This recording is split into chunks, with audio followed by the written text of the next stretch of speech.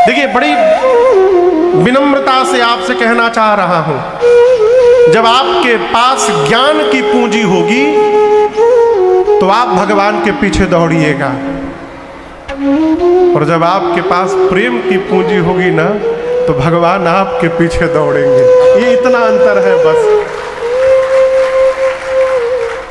शबरी राम जी के पास नहीं गई थी, राम जी शबरी मैया के पास आए थे। हमारे केवट भैया नहीं गए थे राम जी के पास, राम जी आए थे। आपको उदाहरण देता हूं, आप में से एकादशी व्रत कौन कौन करता है? हम भी करते हैं। एकादशी के दिन क्या नहीं खाना चाहिए? चावल। खाना तो दूर, उस दिन एकादशी के दिन चावल के स्पर्श में भी दोष है। उस दिन तिलक करके चावल नहीं, अक्षत नहीं लगाया जाता। लेकिन आपको मैं एक बताऊं, स्थान धरती पर एक स्थान ऐसा है जहां एकादशी के दिन भी भगवान को चावल का भोग लगाया जाता है, और उस स्थान का नाम है जगन्नाथ धाम, जगन्नाथपुरी। वहां एकादशी के दिन भी भगवान जगन्नाथ को खिचड़ी का भोग लगाया जाता है। आप कभी मंदिर जाइएगा तो दर्शन करिएगा, मंदिर के पीछे भाग में, मंदिर में ही एक नीचे जेल बना हुआ है, और कहते हैं वहां एकादशी को उल्टा करके लटका के बंद कर दिया गया है।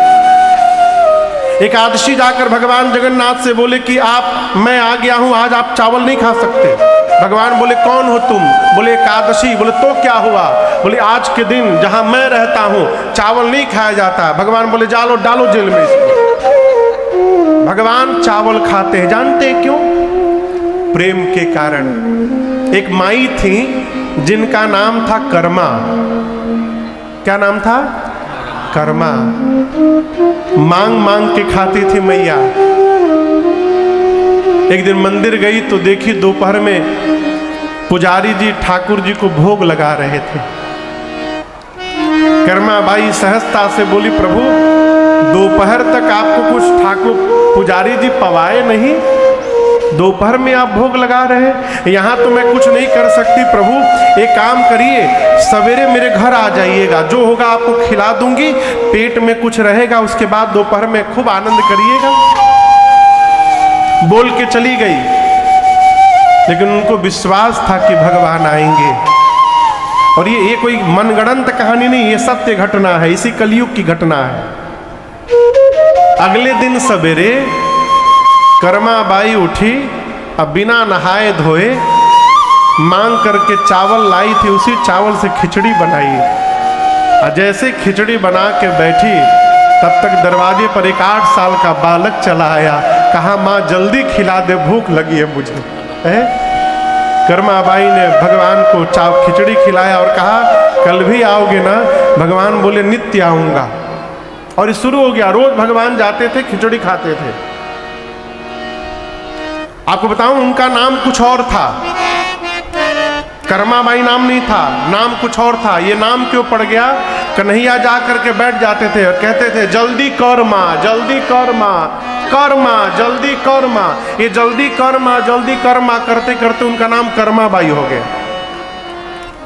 एक दिन भगवान खा के गए, वो बर्तन धो रही थी, तब तक एक महात्मा आ गए। महात्मा ने कहा अरे माई इतने सवेरे सवेरे भोजन कर ली तुम? बोली मैं नहीं करती हूँ ना, वो कन्हैया आता है भोजन करने। महात्मा बोले हाँ तुम इतनी बड़ी भक्त हो कि तुम्हारे घर कन्हैया भोजन करने आएंगे, और तुम कन्हैया को भोजन कराती हो इसी तरह? माई बोली हमको तो पता नहीं कैसे कराना चाहिए। महात्मा बोले तू अभी नहाई नहीं है, तेरा आंगन गंदा है, न झाड़ू लगाई न पोछा लगाई, और तू भगवान को भोजन कराती है। माई बोली मुझे पता नहीं था, कल इसी तरह करूंगी। अब अगले दिन उठकर लगी झाड़ू लगाने, पोछा लगाने, नहाने लगी, उसी में टाइम निकल गया। भगवान अपने समय से पहुंचे, जल्दी कर माँ। माँ बोली का कर माँ? महात्मा फंसा के चले गए मुझे, अभी बनाती हूँ। गरम गरम खिचड़ी बनाई मैया, भगवान पा ही रहे थे अभी, तब तक उधर मंदिर में पुजारी जी महाराज पट खोलने के लिए घंटा बजाने लगे। और जैसे घंटा बजा, कन्हैया भगे खिचड़ी छोड़ के। और मैं आपसे कहूं, उस दिन जब पुजारी जी ने पट खोला ना मंदिर का, तो भगवान के श्री विग्रह में उनके मुख पर और उनके दाहिने हाथ पर खिचड़ी लगा हुआ था, वो भी गरम गरम खिचड़ी। पुजारी जी आश्चर्यचकित हो गए, ये कैसे हुआ। रात में ठाकुर जी ने स्वप्न दिया कि मैं नित्य कर्माबाई के घर भोजन करने जाता हूं। मैंने पढ़ा है कर्माबाई जब इस जगत में नहीं रही तो उसके बाद भी कई दिनों तक कर्माबाई के घर से सवेरे सवेरे एक बच्चे की रोने की आवाज आया करती थी। ठाकुर जी जाते थे, खिचड़ी न मिलती थी तो बैठ के रोया करते थे भगवान। मेरा प्रश्न है, यदि कर्माबाई के घर भगवान खिचड़ी खाने जा सकते हैं तो हमारे आपके घर क्यों नहीं आते हैं? इसलिए नहीं आते हैं कि हम भगवान को प्रेम नहीं करते हैं। एक बात कहें, बुरा नहीं मानिएगा ना, कहिए।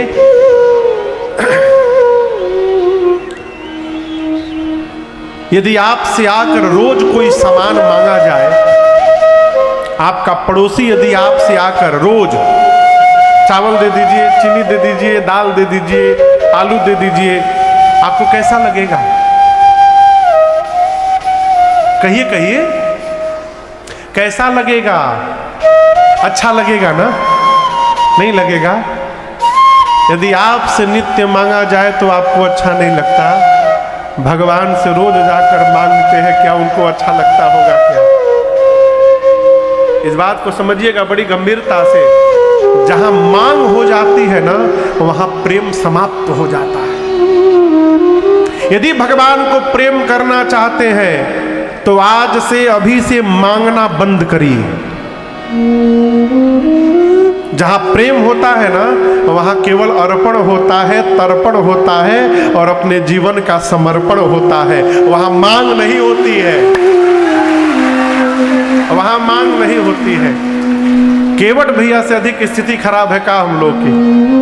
केवट जी को तो राम जी दे रहे थे, का बोले, अब कछु नाथ न चाहिए,